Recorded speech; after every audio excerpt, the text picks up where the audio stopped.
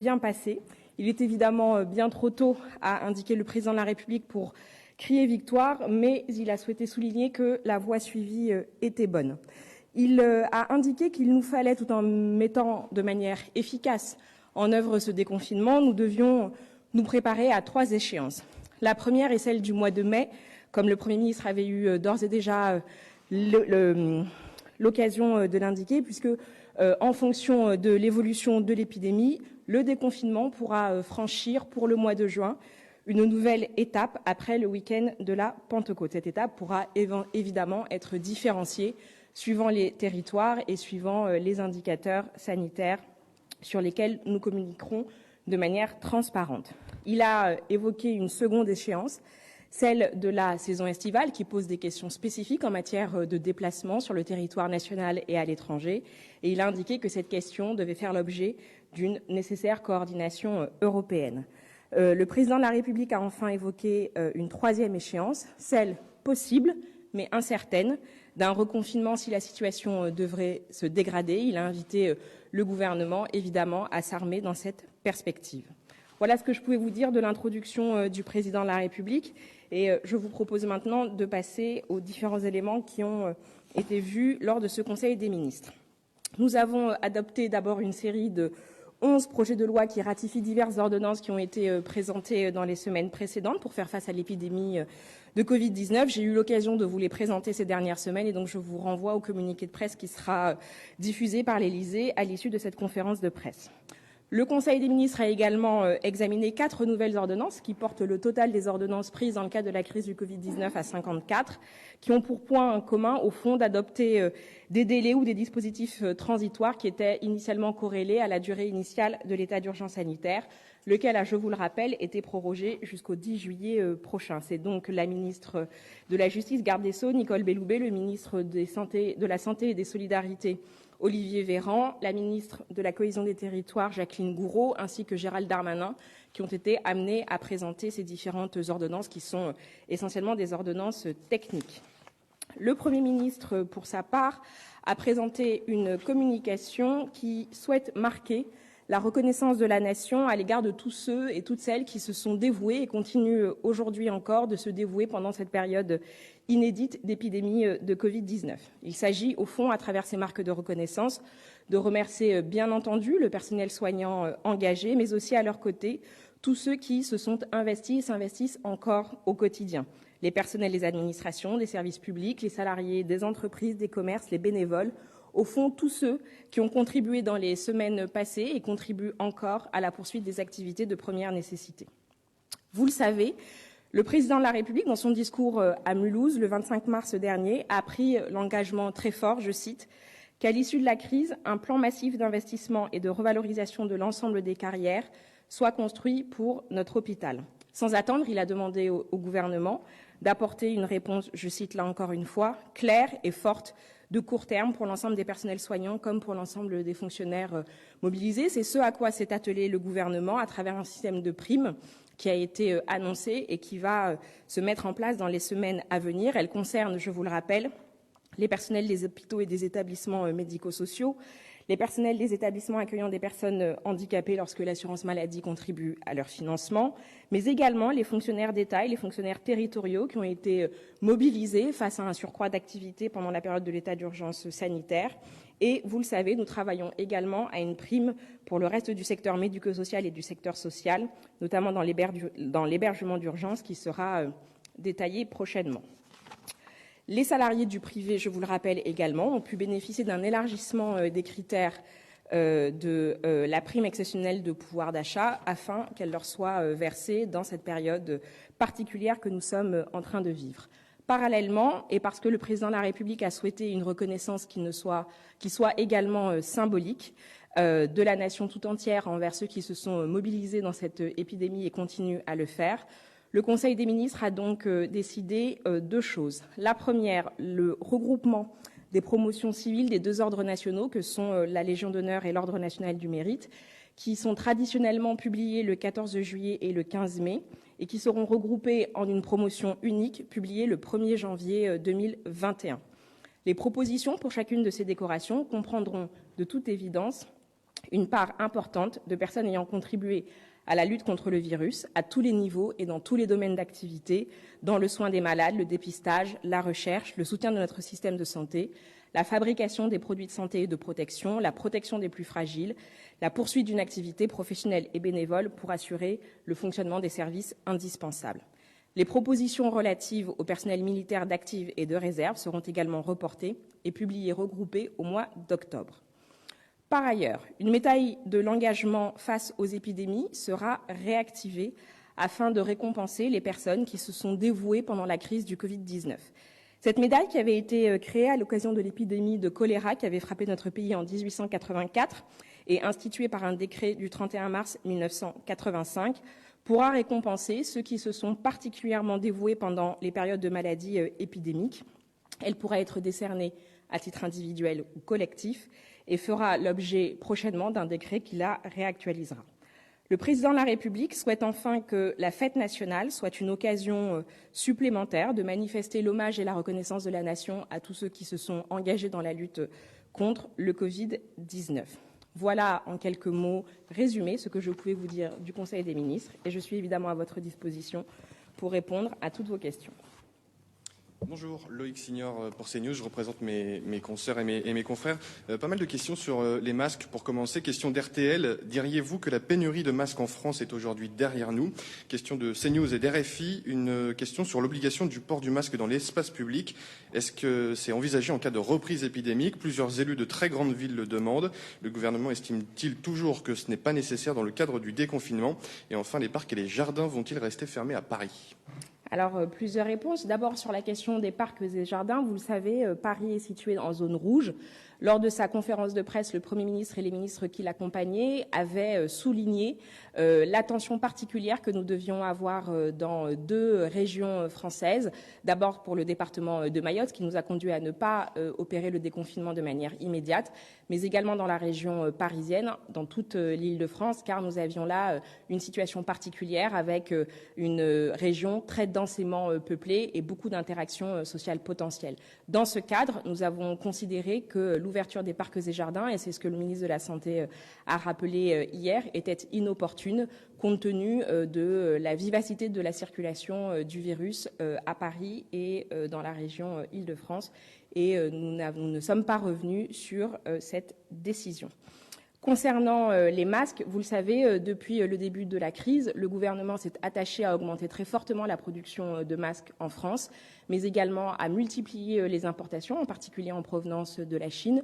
Ce sont des centaines de millions de masques qui sont arrivés sur notre territoire et qui ont été produits depuis le début de la crise. Et aujourd'hui, je crois que nous sommes en capacité de faire en sorte que les Français, lorsqu'ils en ont besoin, puissent bénéficier d'un masque. Votre dernière question portait... sur les élus des grandes villes?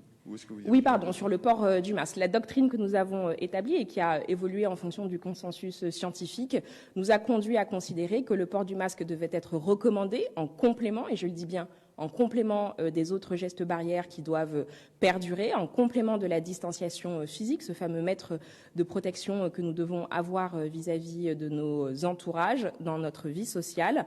Nous avons également considéré que dans certaines situations où il y avait une densité de population particulière, je pense au transport notamment, je pense également au commerce, qu'il pouvait être rendu obligatoire. Et c'est ce que nous avons fait, c'est la doctrine qui est la nôtre. Une question d'RTL et d'Europe 1, une campagne de communication intitulée « Réussir le 11 mai » était souhaitée par l'Élysée, mais n'a jamais vu le jour. Savez-vous pourquoi? Plus largement, faut-il des messages spécifiques pour accompagner cette période et éviter le relâchement des comportements? Pour l'heure, à part des clips sur les gestes barrières du ministère de la Santé, rien n'a été diffusé. Ne faut-il pas expliquer aux Français comment porter un masque, par exemple?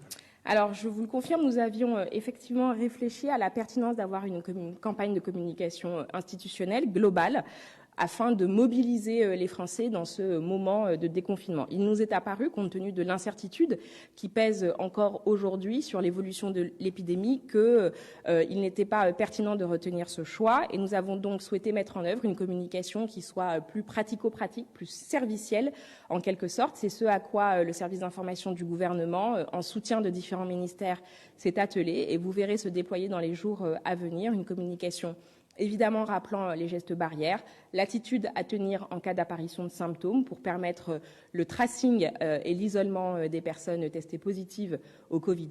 Nous avons également des campagnes qui sont spécifiques à destination de la communauté éducative, des enseignants, des personnels techniques et administratifs des établissements scolaires, mais également des élèves avec des éléments de communication qui sont adaptés à leur âge. Une question du journal Le Monde. Pensez-vous que la société accepterait d'être reconfinée en cas de nouvelle envolée de l'épidémie? N'y a-t-il pas un risque de rejet du corps social? Dans cette hypothèse, des reconfinements locaux ne sont-ils pas préférables à un reconfinement national?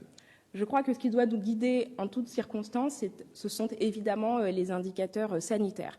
Nous avons fait le choix d'avoir des indicateurs qui soient à la fois des indicateurs précoces, nous permettant d'évaluer le nombre de nouvelles contaminations, mais également des indicateurs, si j'ose dire, de moyen terme, puisque nous aurons aussi des indicateurs concernant la saturation du système hospitalier, et en particulier celle des services de réanimation. C'est uniquement sur la base de ces indicateurs et compte tenu des préconisations des épidémiologistes que nous serons, le cas échéant, si l'épidémie ne devait pas être maîtrisée, amenés à proposer des scénarios de reconfinement, qu'ils soient territoriaux ou globaux. Mais évidemment, nous souhaitons que l'engagement de tous et toutes dans les semaines à venir pour la réussite de ce déconfinement ne nous amène pas à nous retrouver dans cette situation.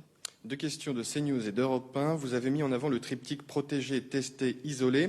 Or, pour tester et isoler les malades, il faut détecter les cas suspects et leurs cas contacts. Le système permettant de ficher les malades et retracer la chaîne de contamination n'est pas encore prêt.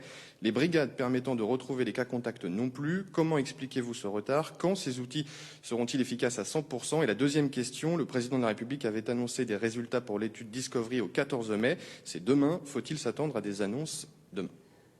Alors, concernant les résultats de l'étude Discovery, il n'appartient pas directement au gouvernement de les présenter, mais bien à tous les professionnels de santé, à tous les scientifiques qui sont à la manœuvre de pouvoir les présenter. Et donc, je crois savoir qu'effectivement, le 14 mai, il y aura la présentation de résultats intermédiaires pour lesquels je n'ai pas d'informations à ce stade.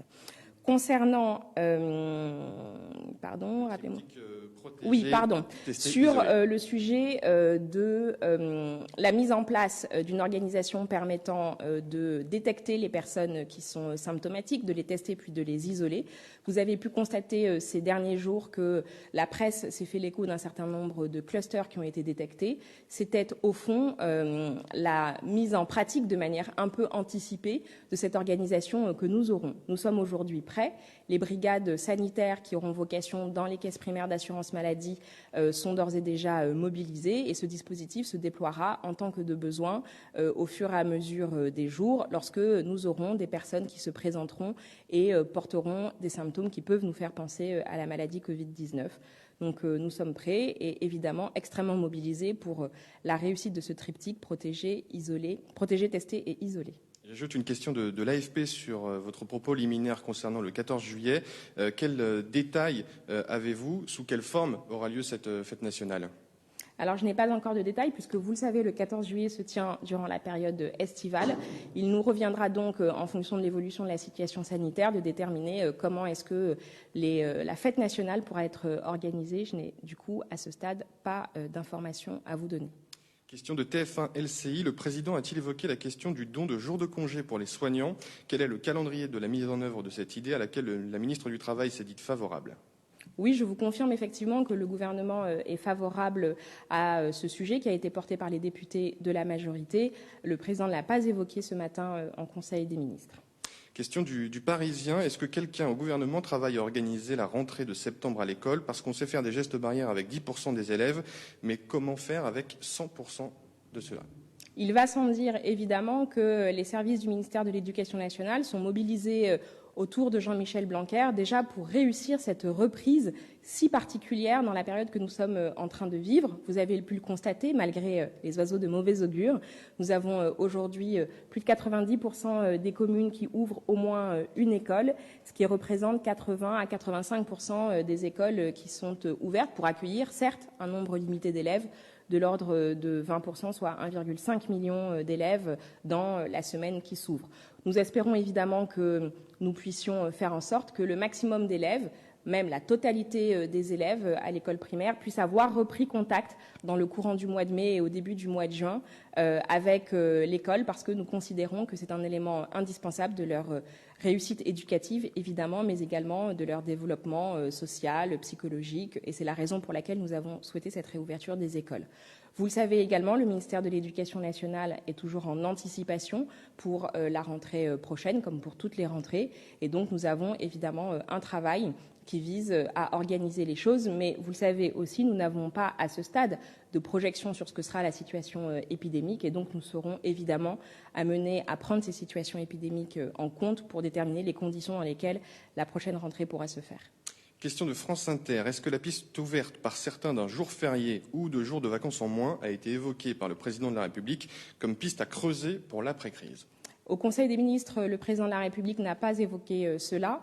Je tiens simplement à souligner que nous sommes encore dans le moment de la gestion de cette crise, encore dans le moment de la sauvegarde de nos entreprises à travers un certain nombre de dispositifs que vous connaissez sur l'activité partielle, sur l'accompagnement des entreprises à travers le fonds de solidarité, le prêt garanti par l'État. Il est du coup un peu tôt pour imaginer ce que seraient les conditions d'accompagnement de la relance de notre activité économique. Question de Public Sénat. Les parlementaires sont de plus en plus nombreux à dénoncer le recours aux ordonnances. Comment les rassurer sur un retour à la normale de nos institutions ?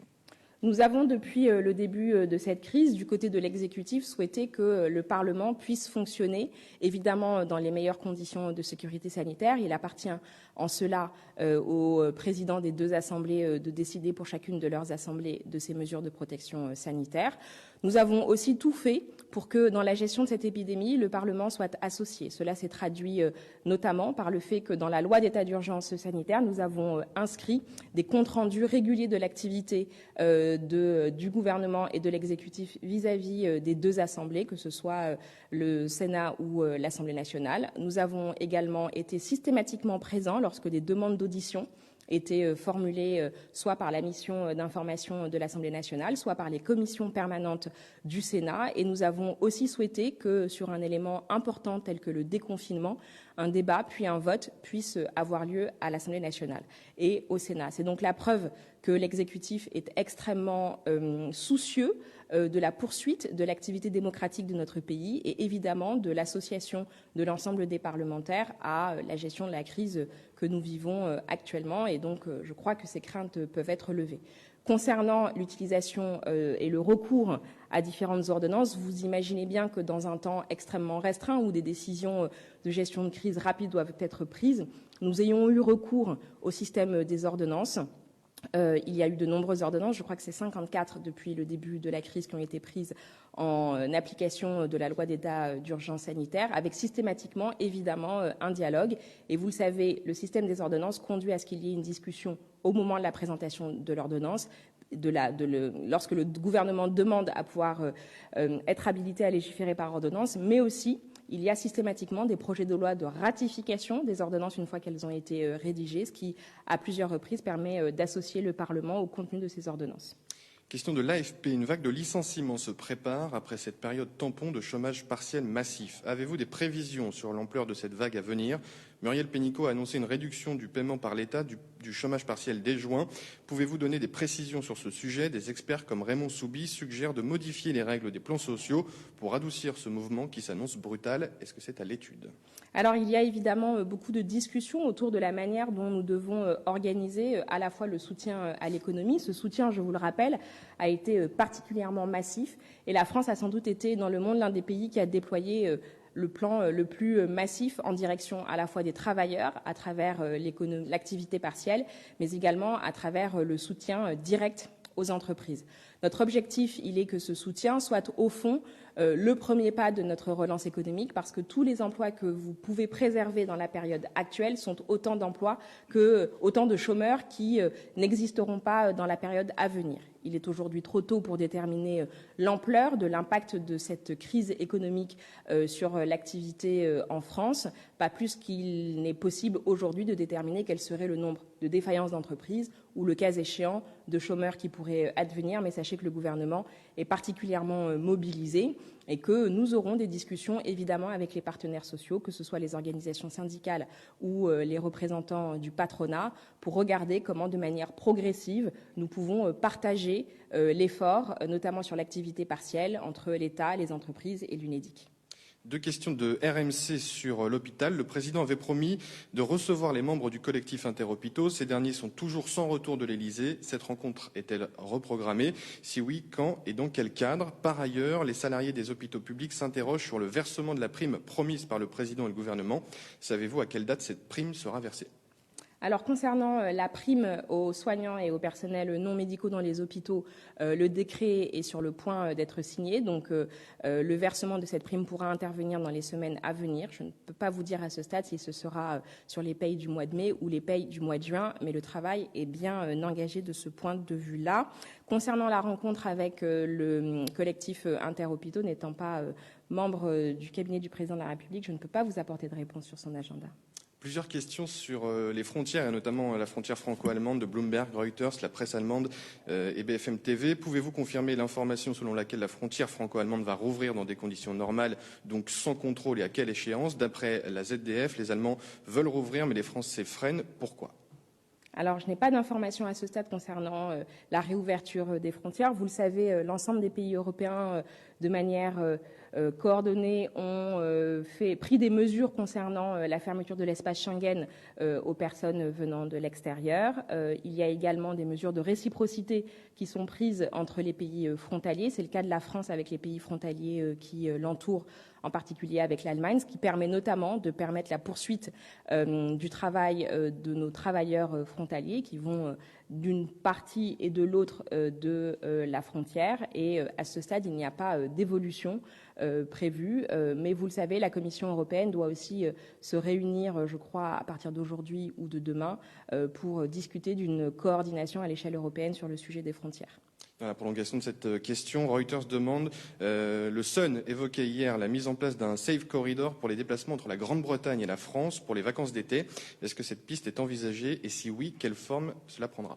Comme je vous le disais dans cette conférence de presse, nous n'avons aujourd'hui pas encore de visibilité sur la période estivale. Le président de la République a souhaité qu'il puisse y avoir une grande coordination européenne pour l'organisation de ce moment qui est très attendu par nombre de nos concitoyens. Question de Reuters et de France Télévisions. 63 plaintes ont été déposées contre des membres du gouvernement auprès de la CJR pour dénoncer la gestion de la crise du coronavirus. Alors qu'on amorce le déconfinement, est-ce que vous jugez que votre gestion a comporté des failles et si oui, lesquelles? Ou estimez-vous que votre gestion a été un sans faute? Alors, il serait présomptueux de ma part de considérer que nous n'avons jamais commis aucune erreur à aucun moment. Je crois que nous avons fait de notre mieux dans la période aussi exceptionnelle que nous avons connue et que nous connaissons encore. Nos compatriotes ont évidemment la possibilité d'ester en justice, c'est leur droit le plus strict. Et donc, il ne m'appartient pas aujourd'hui de commenter les suites judiciaires que pourraient avoir ces différentes plaintes. Question sur les municipales de TF1 et d'LCI. Le gouvernement est-il favorable à organiser le second tour en juin? Vous le savez, nous avons un processus qui est extrêmement clair pour les élections municipales. Le Premier ministre l'a annoncé hier, l'installation des conseils municipaux qui ont été élus dès le premier tour des élections pourra se faire dans les jours à venir, dès lors que le décret le permettant sera signé et sera publié. Et donc, nous allons d'abord nous atteler à réussir dans des bonnes conditions de sécurité sanitaire l'installation à la fois des conseils municipaux, mais également des intercommunalités, des communautés d'agglomération qui peuvent d'ores et déjà tenir un exécutif complet. Pour ce qui est du second tour de l'élection municipale, nous aurons à recevoir un rapport du Conseil scientifique qui nous dira si oui ou non les conditions sanitaires sont favorables à l'organisation de ce second tour dès le mois de juin. Ce rapport doit être rendu avant le 23 mai. Il permettra à ce moment-là au gouvernement de présenter lui-même un rapport devant le Parlement. Et en fonction de ce que nous dira le Conseil scientifique, c'est ce que la loi prescrit, nous aurons à décider de la poursuite du processus électoral avant le 30 juin ou de son report à une date ultérieure, ce qui évidemment fera l'objet d'un passage devant les deux assemblées. Question de CNews. Un 9e groupe parlementaire pourrait voir le jour à l'Assemblée nationale. Dans celui-ci, des députés du groupe La République En Marche qui quitteraient et donc la REM perdrait sa majorité absolue à l'Assemblée nationale. Est-ce que ce serait un échec pour vous? Si tel était le cas, je ne peux que regretter que le ferment de la division soit à l'œuvre dans une période, je vous le dis et je vous le répète, qui est absolument exceptionnelle. Alors même que nous aurons des discussions à avoir à l'intérieur de la majorité, évidemment, sur ce que sera la fin du quinquennat et sur la manière dont nous relancerons l'activité dans notre pays, sur les réponses que nous aurons à apporter dans la suite de cette crise. Il m'apparaît donc que c'est véritablement là un contretemps, pour ne pas dire un contresens politique. Je reviens en arrière puisqu'on demande des précisions sur la campagne à laquelle vous avez renoncé à réussir le 11 mai. Est-ce que vous pourriez être plus précise sur votre communication plus pratico-pratique et plus servicielle ? Alors, il s'agit évidemment d'apporter des informations aux Français, à la fois sur ce que sont les symptômes qui doivent les alerter, la toux, la fièvre, le fait de perdre le goût ou l'odorat. Donc ça, c'est très pratique pour savoir à quel moment il faut être alerté et consulter le cas échéant un médecin pour se faire tester. C'est aussi évidemment un accompagnement pour savoir comment utiliser un masque dans les meilleures conditions de sécurité sanitaire. Ce sont aussi des informations, je vous le disais, à destination de la communauté éducative. Quelles sont les précautions à prendre dans les classes? Pourquoi faut-il se laver les mains de manière régulière? L'objectif est vraiment d'être très informationnel vis-à-vis de nos concitoyens qui reçoivent beaucoup d'informations dans lesquelles il est parfois difficile de faire du tri. Et notre objectif est vraiment de pouvoir les accompagner dans cette période de déconfinement. Dernière question, a priori, de BFM TV sur Laetitia Avia, la députée de La République En Marche, mise en cause par plusieurs anciens collaborateurs pour harcèlement et racisme. Peut-elle, selon vous, rester porte-parole du parti ? Écoutez, je n'ai pas de commentaires à faire sur des rumeurs de presse telles que vous les relayez. Je crois savoir d'ailleurs que Mme Avia a annoncé son intention de porter plainte. Je tiens néanmoins et très chaleureusement à saluer le travail qui est le sien en matière de lutte contre les discriminations, de lutte contre la haine sur les réseaux sociaux. Elle en a témoigné en portant avec beaucoup de brio une proposition de loi que vous connaissez aujourd'hui. Merci. Merci à vous.